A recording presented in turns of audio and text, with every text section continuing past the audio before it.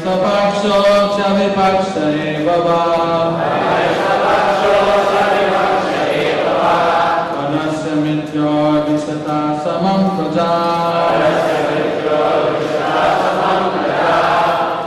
Tandavamanam Manudavam Janisa Yatarajam Syanilam Bhuta Sangaha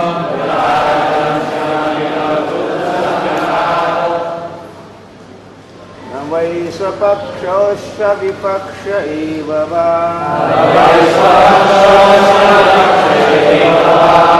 Arasya mrityor vishata samam prajaha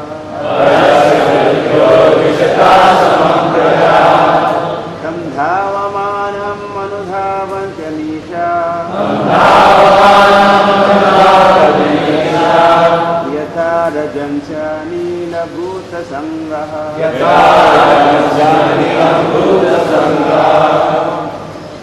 Vaisvapaksha vipaksha eva va Arasya mrityor vishata samam prajaha Dhavamanam manudhavan janisha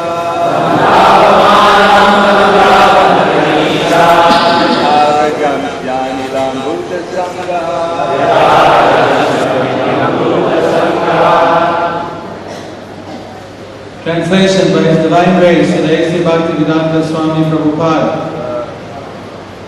of the Srimad Bhagavatam, 4th Canto, 11th chapter, 20th verse. The Supreme Personality of Godhead in His feature of eternal time is present in the material world and is neutral towards everyone. No one is His ally and no one is His enemy. Within the jurisdiction of the time element, everyone enjoys or suffers the result of his own karma or fruitive activities. As when the wind blows, small particles of dust fly in the air. So according to one's particular karma, one suffers or enjoys material life. Report by Srila Prabhupada.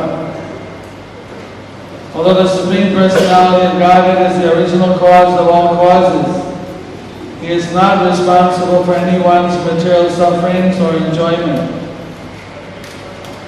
There is no such partiality on the part of the Supreme Lord. The less intelligent accuse the Supreme Lord of being partial and claim that this is why one enjoys in the material world and another suffers. But this verse specifically says that there is no such partiality on the part of the Supreme Lord. Living entities, however, are never independent.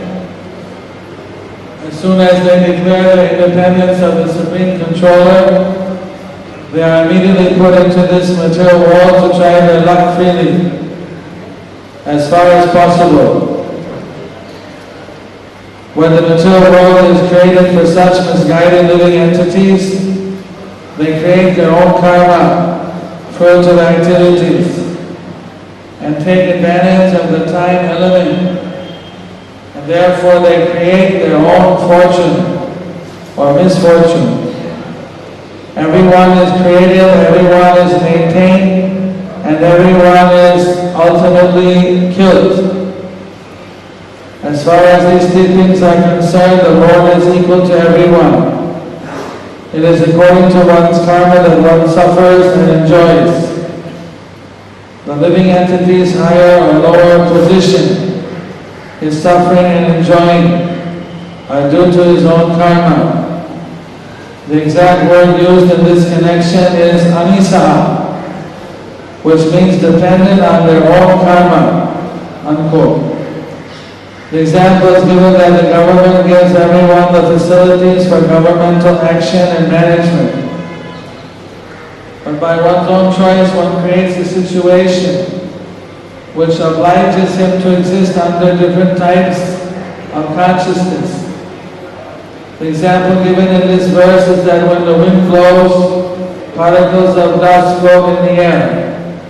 Gradually lightning occurs, and then torrents of rain follow, and thus the rainy season creates a situation of varieties in the forest.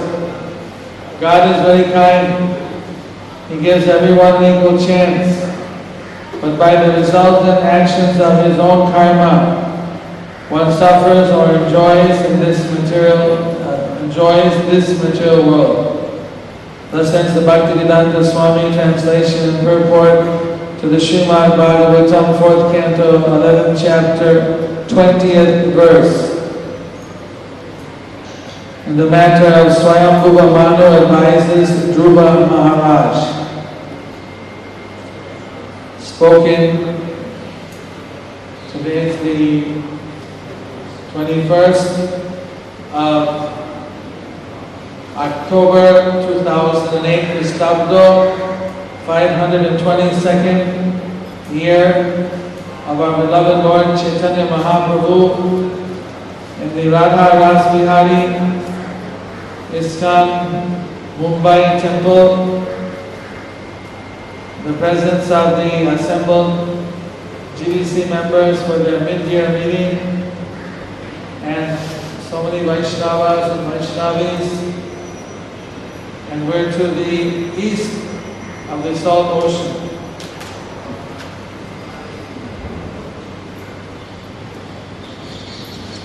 Hari Om Tat Sat. Swayambhuva Manu is advising Dhruva Maharaj.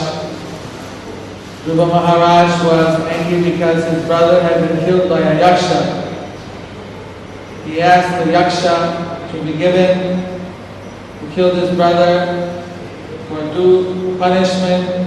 It didn't happen, and a war broke out between the yakshas planet and the earth planet. And Dhruva's planet, or whichever his planet was, I think here at that time. And I was here, going to Dhruva forever.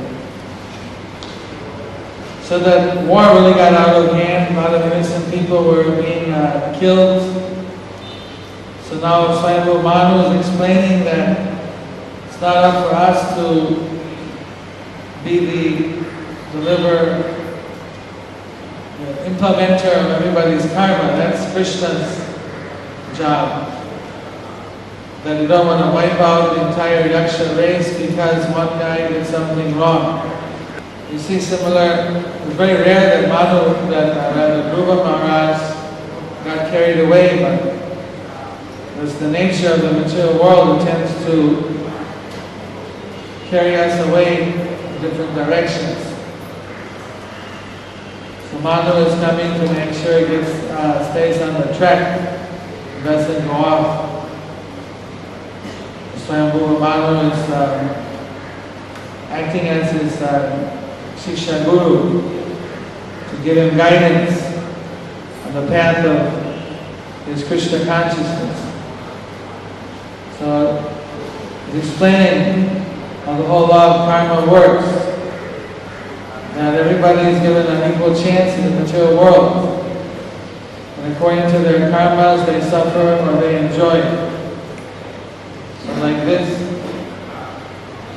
the material world is going on. Prabhupada once was riding out to Mayapur in his what color was that?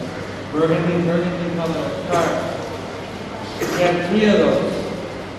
One was in Mayapur, one was in Mumbai, and one was in Vrindavan. I don't see the one in Mumbai. Where is it? Still there? In the basement. The basement.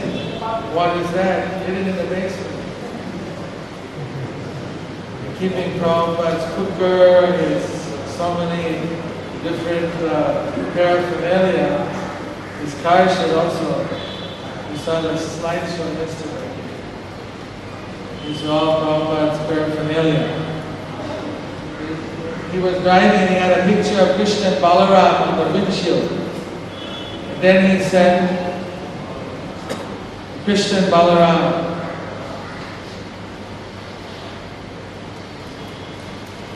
He said that sometimes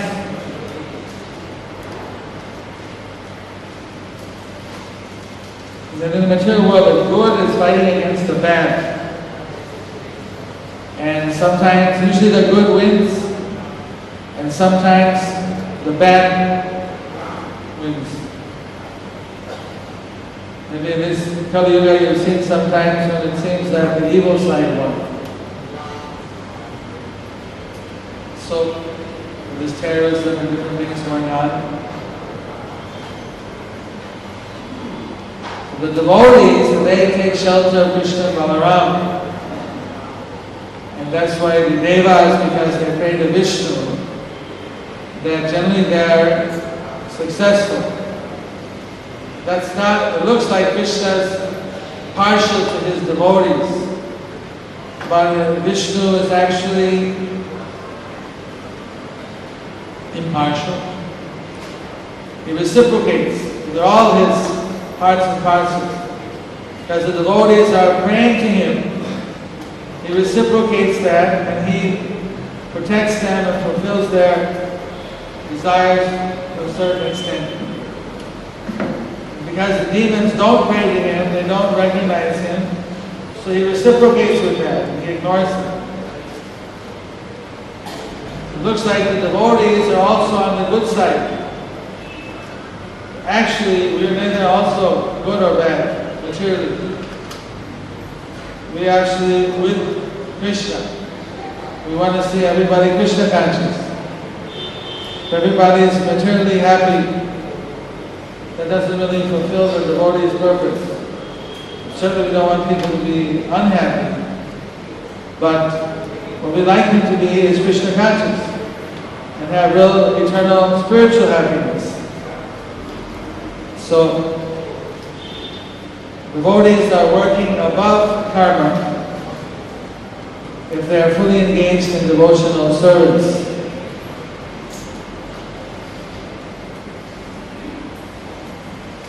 Sagunan samachitayatang brahmabhuaya kalpate. We're fully engaged in Krishna consciousness, we're above the three modes.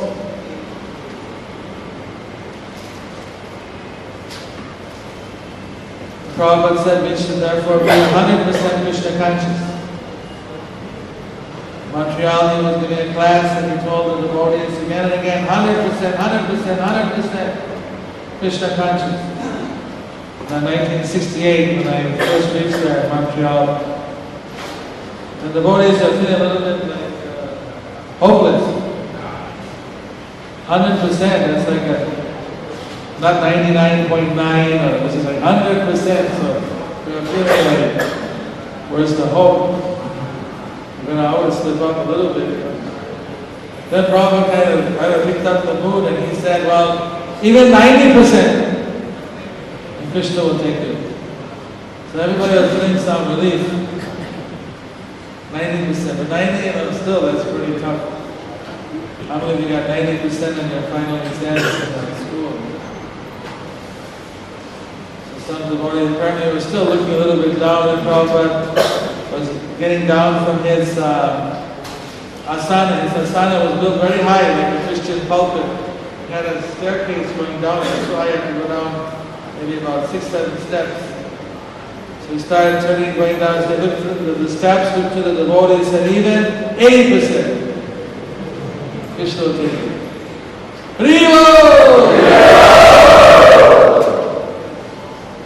Prabhupada was getting down. Maybe the devotees were still thinking, calculating 80%. How much chance do I stand now? Prabhupada got down the steps, he started walking away. He was dragging his chadar and looked and said, even 70% Krishna will take it. Threw his chadar over his shoulder and walked off with his head high. So there's some hope for us. But obviously, if you want to get a high percent, you got to shoot for 100. If you shoot for 70, you may only get 50.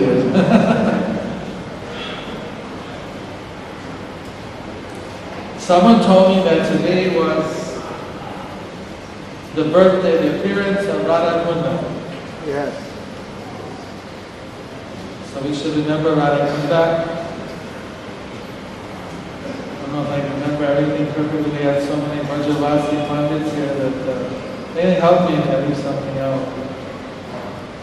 But what I remember is that Krishna and Aristasura were having a huge battle. And they were going back and forth. Krishna was holding his horns. And this way they created a big indentation in the earth. Then finally Krishna defeated Aristasura and he was liberated. He left his body. And Krishna went back, Radharani and the gopis were watching. He said, so, how was that? No, don't come near us. You just did a go-hatya, you killed a bull. So now you're contaminated by go-hatya. So we don't want to take any of that karma, don't come near us. And Krishna was surprised, he said, I'm above karma. Well, I don't know, you just killed a cow, so a bull, so. Like this, Radharani was juicing up the whole situation. So then Krishna said, okay, then I'll take a bath in holy rivers and purify myself from all the sins. So in that indentation they made, all the holy rivers and kundas and everything were called there. That became Shankund. And then Krishna took his bath, came out. So okay, now I'm purified. And then Radharani said, no, she said, come and bathe in my kunda. I said, no, I want to have my own kunda.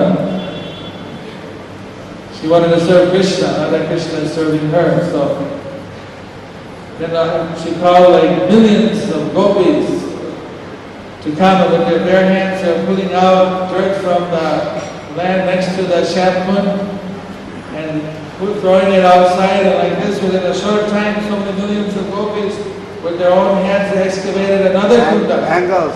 They broke the bangles and they were using. Oh, they broke their bangles, and with the bangles they were scraping the earth. So Krishna was amazed. Radharani had so much potency. She just, Then he said, take holy water from my kunda into your kunda. No, she said, no, I don't want to do that either. I want to have my own water.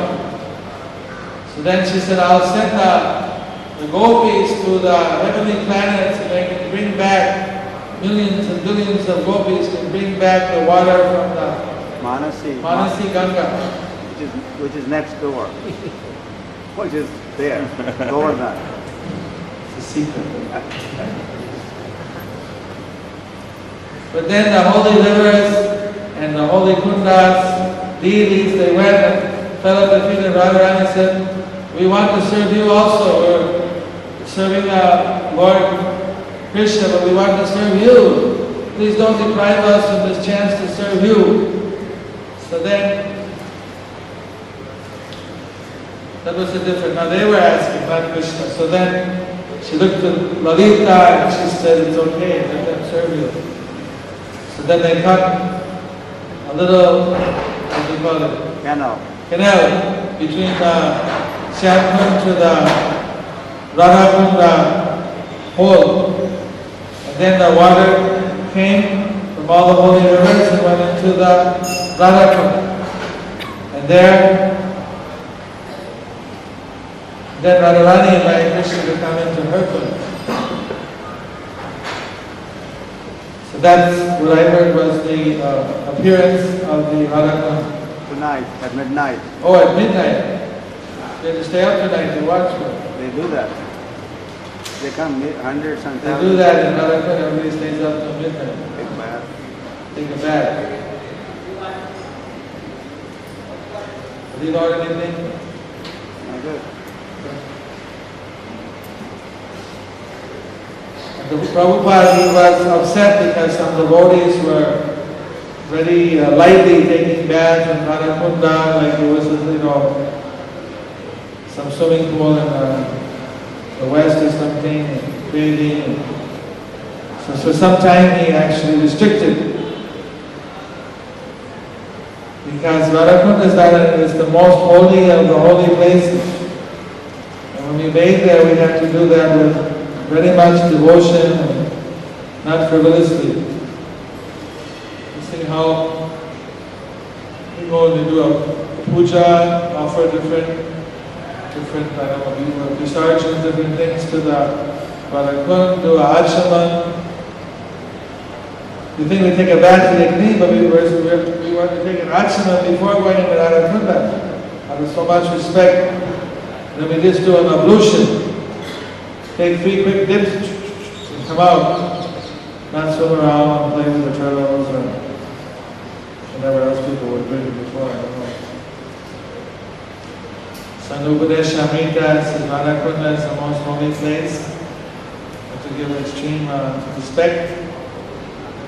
So many of our Goswamis were there in Radhakunda, singing the mercy. So like this is also a very holy day today, the appearance of the Radhakunda. Prabhupada mentions here that we are never independent.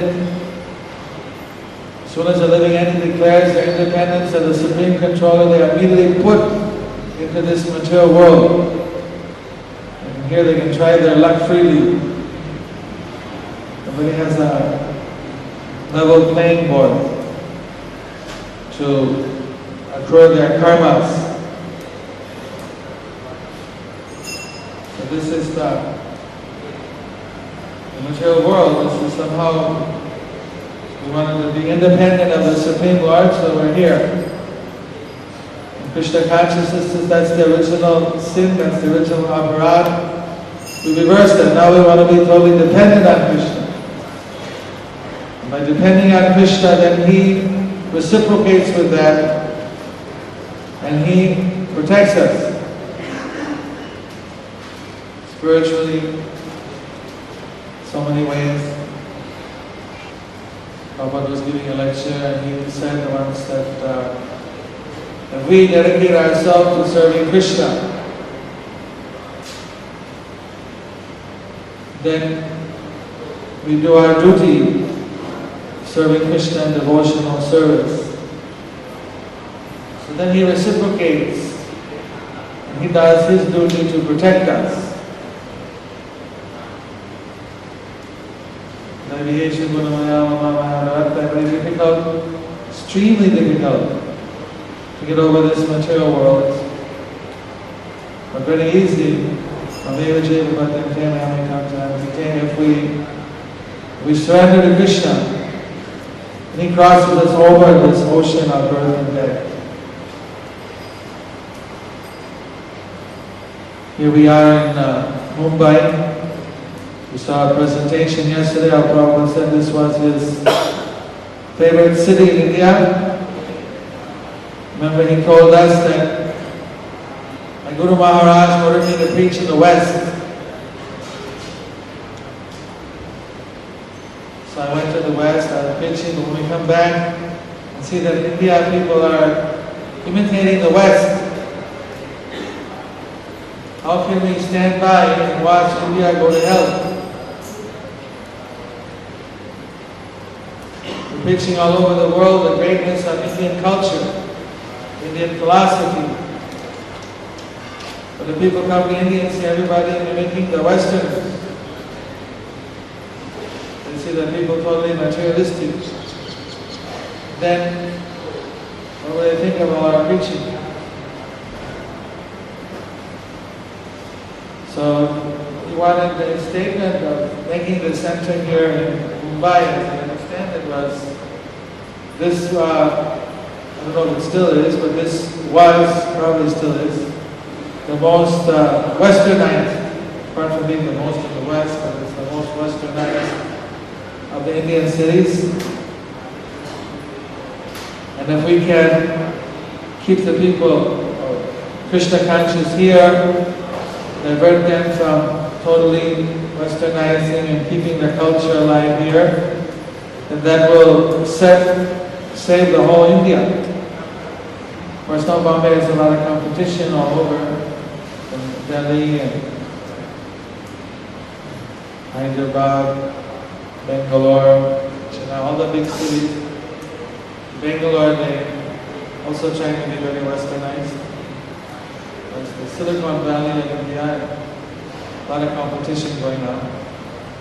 So we have a lot of, that's why we were doing the city preaching also, is to keep our youth, intellectuals, keep them focused on what the benefit of being in India is, what the glory of India is, and what the purpose of life is.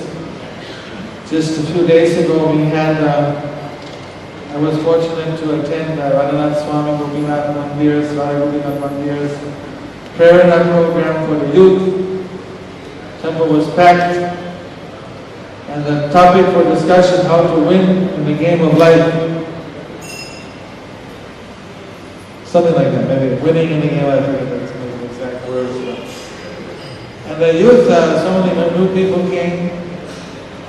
Very exciting to see how many young people, youth, students, young professionals, they were attending and asking questions, and 4 speakers were there giving their different angles on the game of life. Some comparing it with cricket, some comparing it with baseball, different examples. But ultimate issue was, if you wanted to be ahead in the game of life, you needed to chant Hare Krishna, Hare Krishna, Krishna Krishna, Hare Hare, Hare Ram, Hare Ram, Ram Ram, Hare Hare. What's, I think it's in Germany, some aspiring to some, maybe it was in Netherlands, in Amsterdam. He said that for 3 years he worked in a casino, telling me his life is changed. He said nobody wins in the casino but the casino. You've seen it? It's like, that's why the casino's in the business, they got it all worked out. And someone may sometime win, but overall, only the casino wins. So, Prabhupada used the kind of the language that everyone can create their own fortune, everyone can try their luck, but it's already programmed that everybody has to get old, diseased, and die, and then be born. So ultimately, time factor wins. No matter how good a player you are, time factor is going to win. So, it's like people think they're gambling, but maybe they'll win in the casino, but really, I read an article once that the casino likes it if they win. First time when they go there, then they get really enthusiastic, and they bring in their whole savings and all their money, and they think, I won, I win again, and lose it all. So, this material world, if you really want to win, we have to get above this karma. Winning the game of karma is not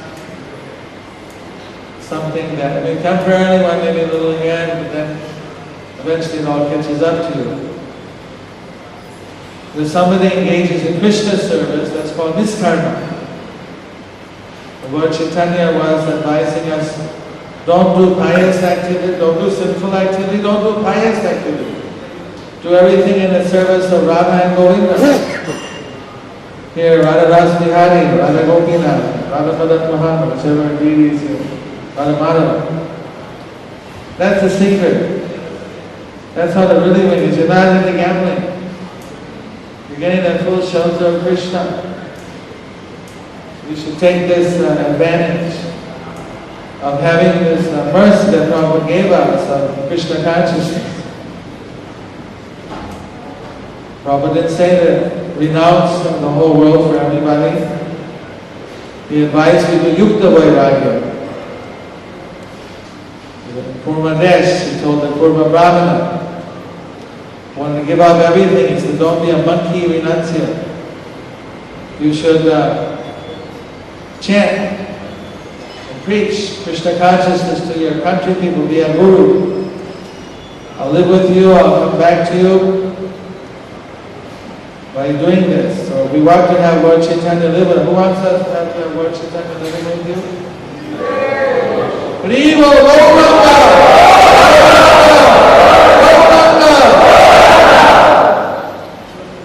Then you should be executing his order to spread Krishna consciousness all over the world. At least in your own place. Jali Dako Tarika Ho Krishna Budesh Amadi Guru Vaitao Edesh. You don't have to go anywhere, you can just deliver your people. People, how many are Bombay Walas, Mumbai Walas here? So you can deliver Mumbai, Maharashtra. Yesterday, last night we saw the Vitala drama by our Bhaktivedanta Mission School, and how, what was that sinner's name? Kundalik. Kundalik, he got purified by a little association of Ganga, Jamuna and Saraswati. He was a real sense enjoyer, sinner, but he got blessings of the holy rivers. And therefore he changed, and then he wanted to serve Krishna and serve his parents. Somehow Vitala came to see him. But he didn't know that Krishna had come himself, so he just threw a brick to him and said, "Stand on it. Wait, I'm busy caring for my parents." And he went and looked and saw it was actually Krishna there.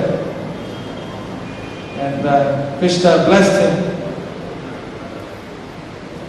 So Krishna then way came to Pandharpur in his form as Vitala, standing on a brick. When the brick collapses, the whole universe is going to be finished. But the scientists better protect that brick. Keep away the Mahapralaya. So Lord Chaitanya came there, initiated Tukara, the devotee of Vitala. We heard some example of Vitala, Kirtan, Harinam. So there's Lord Chaitanya's mercy is already over Maharashtra. Vitala's mercy is here. We just have to somehow, many people have forgotten. They need to engage in this kirtan so that their lives will be a success. What I wanted to just point out was, 1 minute left, because that sinner, the little social Ganga Jamuna Saraswati changed.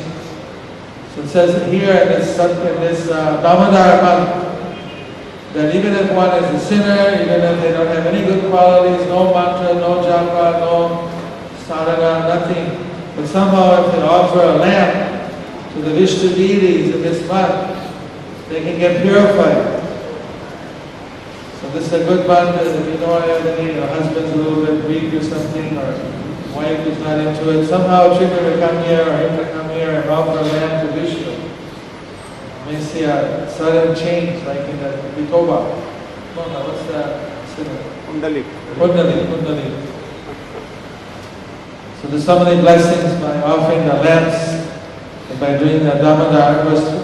The regular devotees, they're doing all the 12 months, all the temple worship. So they get all the blessings. What about other people that don't come?